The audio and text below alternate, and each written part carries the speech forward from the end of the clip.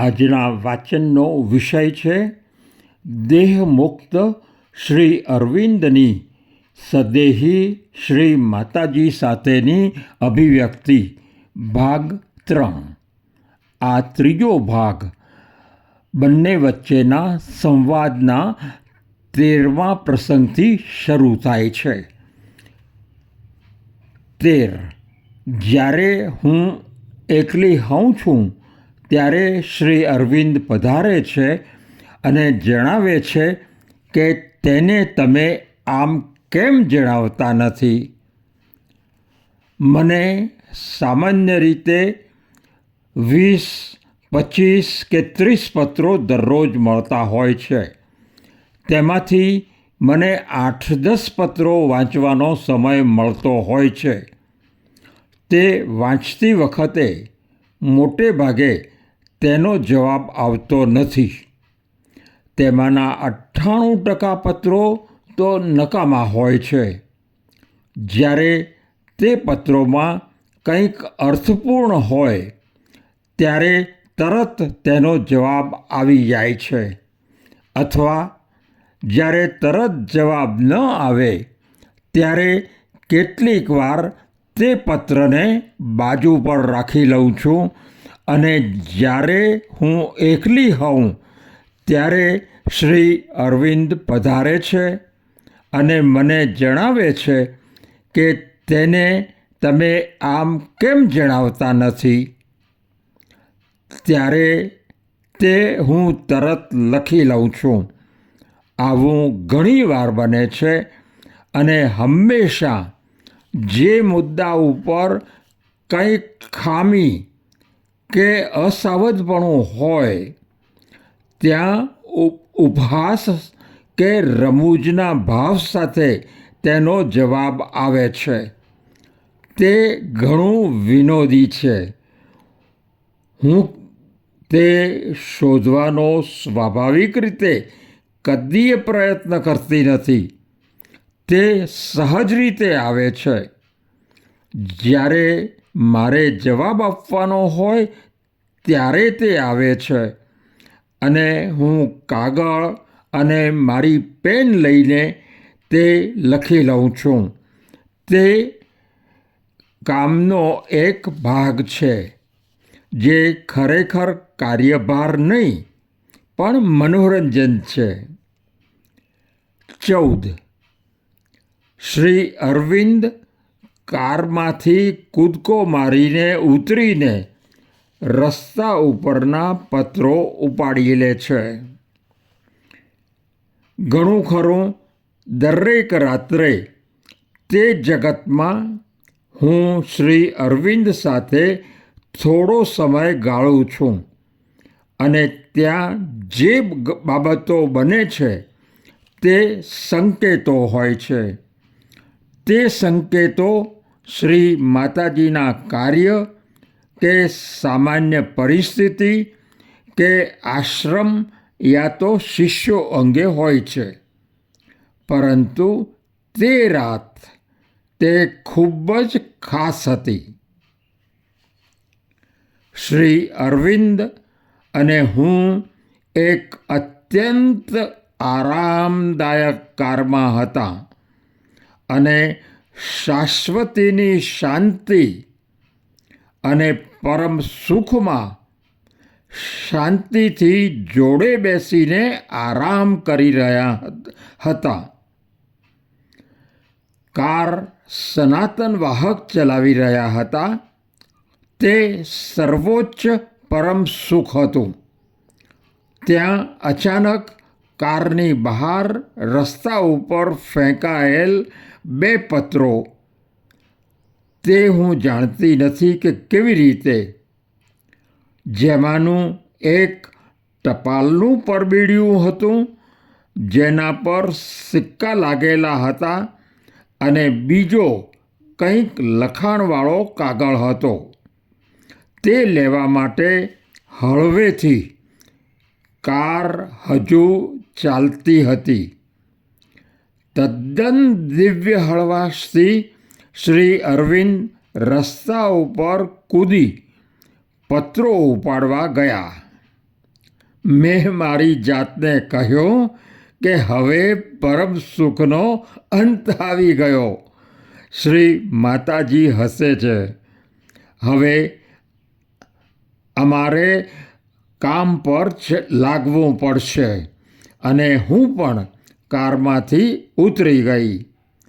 Car અદૃશ્ય થઈ ગઈ.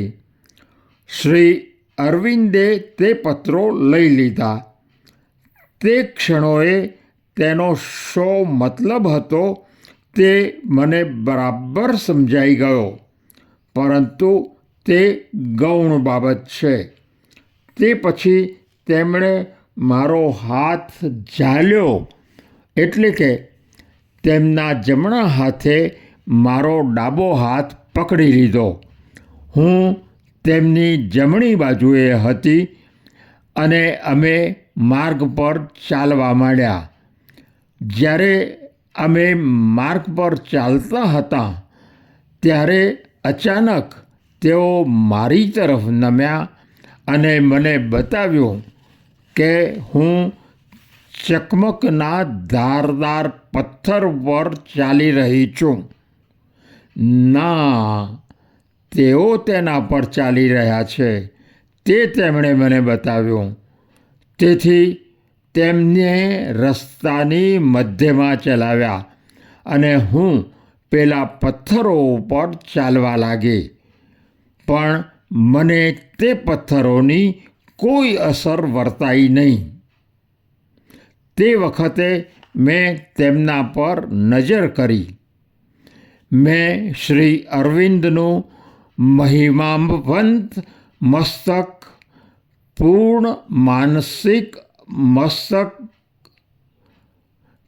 અતિ માનસિક મસ્તક હેરતભર્યું નિહાળ્યું. તેમનું શિર કાંતિમાન હતું અને તે દરેક વસ્તુ ઉપર પ્રભુત્વ ધરાવતું હતું અને દિગ્દર્શન કરતું હતું. તે તેમની અતિ માનસિક સંકલ્પનાનો મહિમા સર્વનું નિર્દેશન કરતું હતું અને દરેકને તેમનું પોતાનું સ્થાન હતું. અને પછી તે પ્રકારની વસ્તુ તેમણે પોતાના હાથથી પકડી રાખી હતી જે તે બધું નિહાળી રહી હતી. તે માત્ર ચેતના હતી, જે ચેતના કાર્ય કરે છે, સાચી ચેતના છે. અને ચરણ પૃથ્વી ઉપર મારી શારીરિક હાજરી હતા. પછી માતાજી સત્પ્રેમને કહે છે, જ્યારે તું અહીં ન હતો ત્યારે ઘણા બધા દિવ્ય દર્શનો થયા હતા, પણ તે ખરેખર દર્શનો ન હતા, પણ તે સઘન ઉત્કટ જીવન હતું. અને એ સાચું ઉત્કટ જીવન છે. સઘન અને તીવ્રપણે સાચું જીવન છે. તે ખરેખર રસપ્રદ હતું. 15. લોકો અને વસ્તુઓની દેખભાળ શા માટે રાખવી? હું હંમેશા આ રીતે રહેવા માગું છું.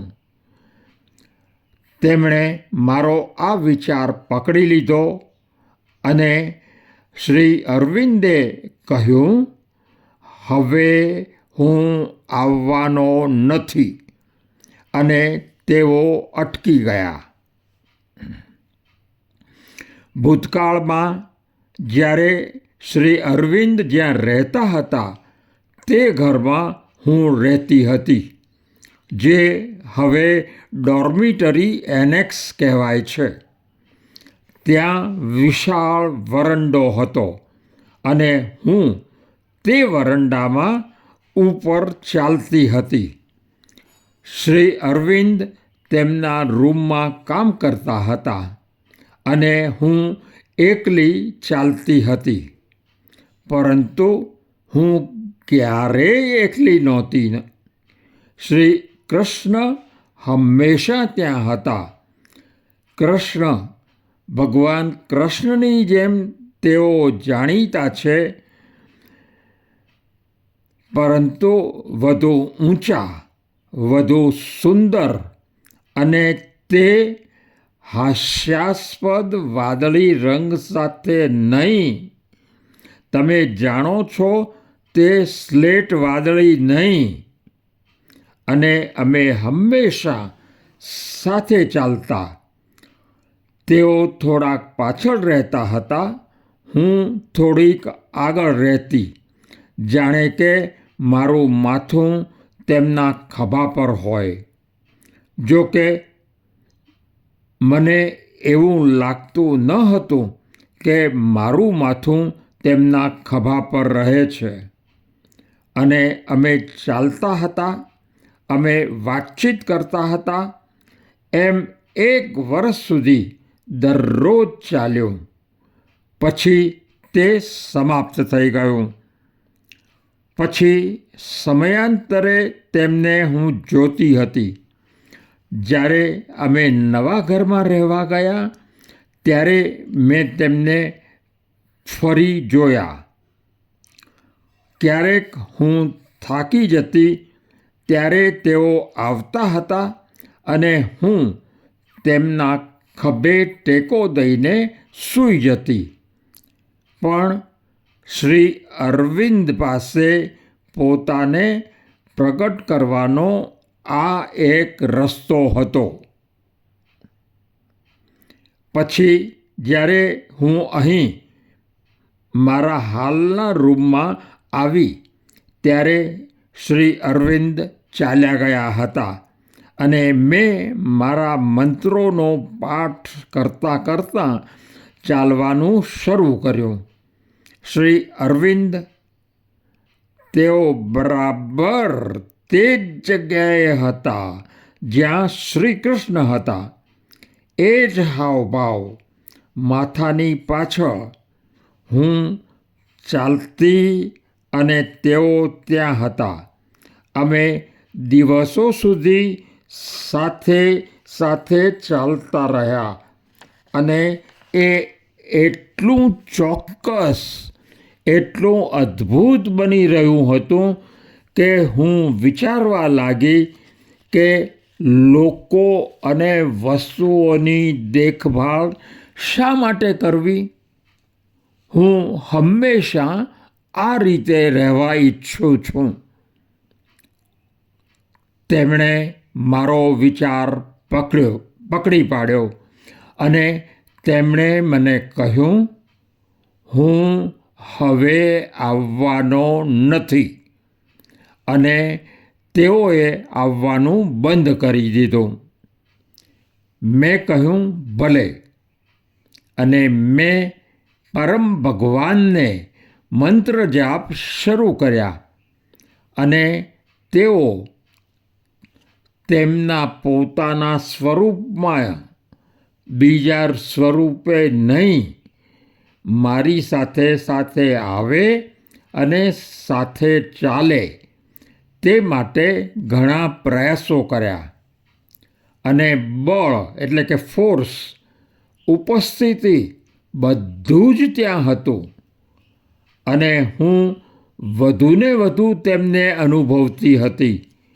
તદ્દન મારી પાછળ અવૈયક્તિક રીતે એમ જ રહેતા હતા. થોડા દિવસથી મને એક પ્રકારની લાગણી થઈ રહી હતી કે હું કોઈકની નજીક છું. અને ગઈકાલે અડધા કલાક માટે એક હાજરી, સંપૂર્ણ નક્કર ઉપસ્થિતિ, અને તે તેઓ જ છે જેમણે મને કહ્યું, પહેલાં કૃષ્ણ, પછી શ્રી અરવિંદ અને પછી હું. ફક્ત તેઓ ઈચ્છતા નથી કે હું પૂર્વની એ અસર રહે અને હું કહું કે હવે લોકોથી કંટાળી ગઈ છું. 16. 15 વર્ષની છોકરીએ પૂછ્યું. 1965ના ઓગસ્ટના બાલ્કની દર્શન વખતે શ્રી અરવિંદ માતાજીની જમણી બાજુએ ઉપસ્થિત હતા. શું તે ખરું છે? 15મી તારીખે શ્રી અરવિંદ ત્યાં બાલ્કનીમાં હતા. તેઓ આવ્યા અને મારી સાથે બાલ્કનીમાં ગયા હતા. મેં કોઈને પણ એ અંગે કશું જ કહ્યું ન હતું અને એક નાની છોકરી જે લગભગ 15 વર્ષની છે, જેને અહીં ખરાબ, અનિયમિત અને મનમોજી માનવામાં આવે છે અને તેઓએ તેને હાંકી કાઢવાની વાત પણ કરી હતી, પરંતુ તેને મેં તેના જન્મદિને આવવાનું કહ્યું અને મારે માટે મને તો એ સારી છોકરી લાગી અને તેણીએ મને 2-3 દિવસ પહેલાં લખ્યું હતું કે 15મી તારીખે દર્શન વખતે તેણીએ મારી જમણી બાજુએ શ્રી અરવિંદને જોયા અને તેણે પૂછ્યું. માતાજીએ હસતા હસતા, શું તે ખરું છે? મને મજા આવી. મેં મારી જાતને કહ્યું, અહીંના વિદ્યાર્થીઓ પરના તેમના નિર્ણયો આવા જ છે, પણ મને આ રસપ્રદ લાગ્યો. કદાચ બીજા કેટલાક લોકોએ પણ તેમને જોયા હશે, પણ તેમણે મને કહ્યું નથી, પરંતુ તેણીએ મને લખ્યું હતું. પ્રસંગ 17. શ્રી અરવિંદે અમને કહ્યું છે અને અમને અનુભવે તેની ખાતરી થઈ છે કે મનની ઉપર માનસિક શાણપણ કરતાં વધુ પ્રજ્ઞાવાન ચેતના છે, માનવીય સંકલ્પ શક્તિ કરતાં વધુ સબળ સંકલ્પ શક્તિ છે. આ એક અમેરિકન અંગેની વાત છે, જે તમામ અમેરિકન ખ્યાલોથી નિમગ્ન છે. તે ખાસ કરીને અહીં આશ્રમ ખાતે જે સેવા સવલતો ગોઠવવામાં આવેલી છે તેનું સર્વેક્ષણ કર્યું છે. તેણે મને તેનો અહેવાલ મોકલ્યો હતો, જેમાં તે કહે છે કે દરેક વસ્તુમાં સંગઠન અને માનસિક રચનાનો અભાવ છે.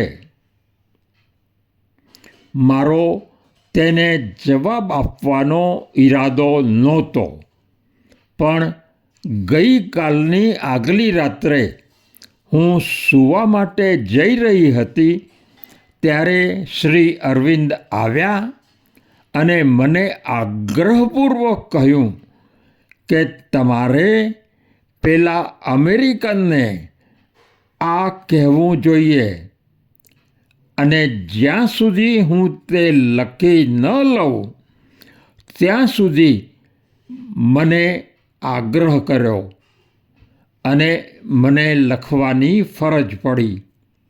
શ્રી અરવિંદનો જવાબ.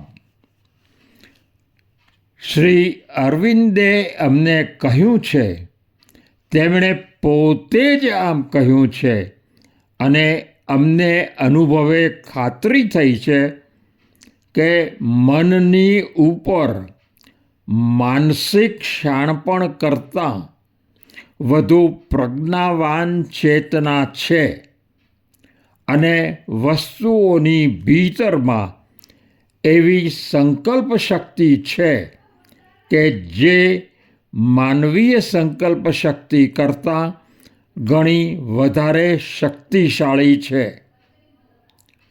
અમારો તમામ પ્રયાસ આ ચેતના હાંસલ કરવાનો છે અને તે આપણા જીવન અને અભિયાનનું સંચાલન કરે અને આપણી તમામ કામગીરીઓને સંગઠિત કરે. આ રીતે આશ્રમની રચના કરવામાં આવી છે.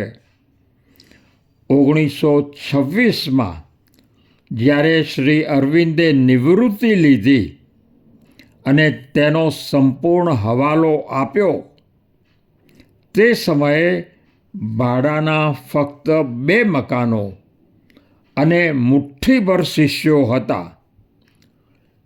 ત્યારથી બધું જંગલની વૃદ્ધિ થાય તેમ વૃદ્ધિ પામ્યું અને વિકસિત થયું છે.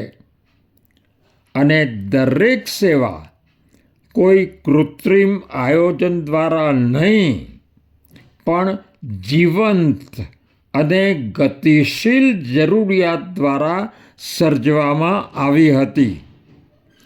આ સતત વિકાસ અને અનંત પ્રગતિનું રહસ્ય છે.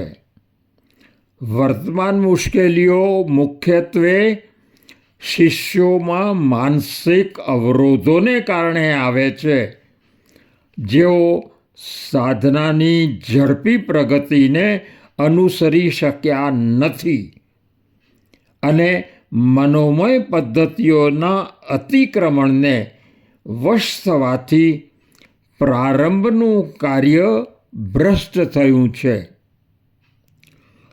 ચેતનાનો વિકાસ અને શુદ્ધિકરણ એ તેનો એકમાત્ર ઉપાય છે.